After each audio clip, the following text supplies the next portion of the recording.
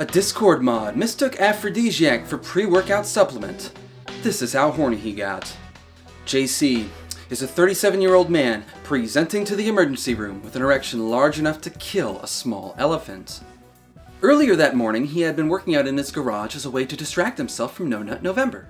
For those of you who don't know, No Nut November is a month-long challenge many males partake in as a bonding activity where participants agree they won't masturbate or have sex to the point of completion.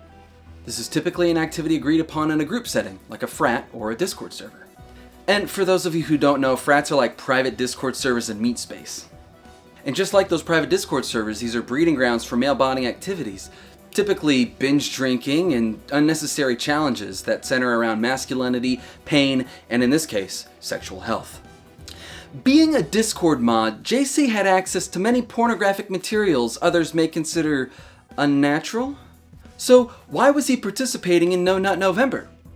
Well, over the years, No Nut November has had a mythos built around it. Some of the stories in this mythos include obtaining a post-nut clarity like no other on the inevitable December 1st end date, while others believed participating in No Nut November would allow them to better themselves and even help them break their unhealthy porn addiction. However, that's not the story JC had been following. He was attracted to the story of an alpha male who said participating in No Nut November helped him overcome the power that thoughts had over him.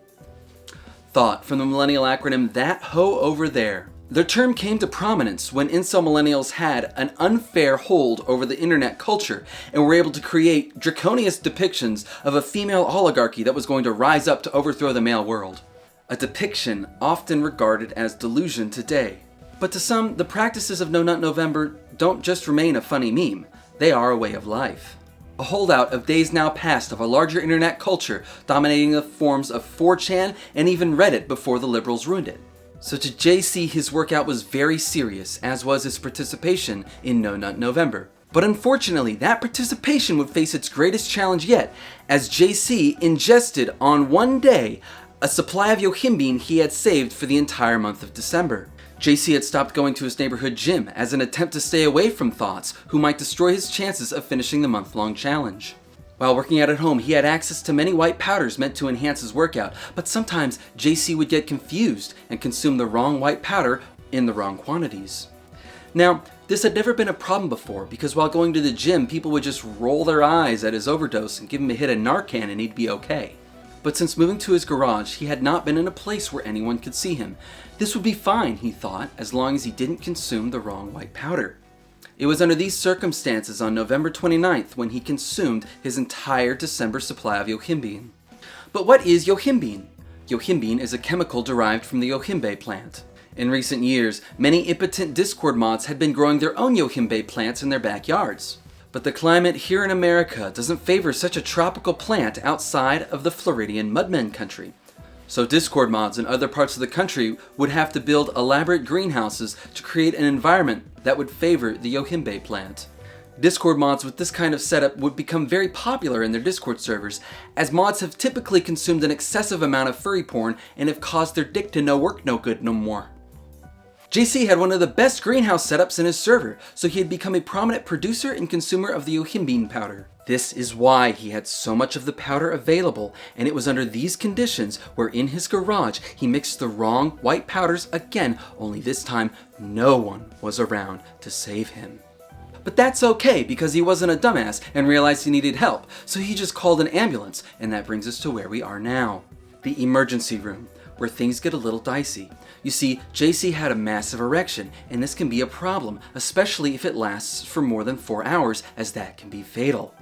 The doctors needed JC to JO, but he refused, and further, his JO arm had atrophied from weeks of non-use. The on-call toxicologist was there and checked JC's blood work because apparently I have to do everything around here. After review, it was found that JC had hyperhornemia. Hyper meaning high, horn from the Latin horneus, and emia meaning presence in blood. High horny presence in blood.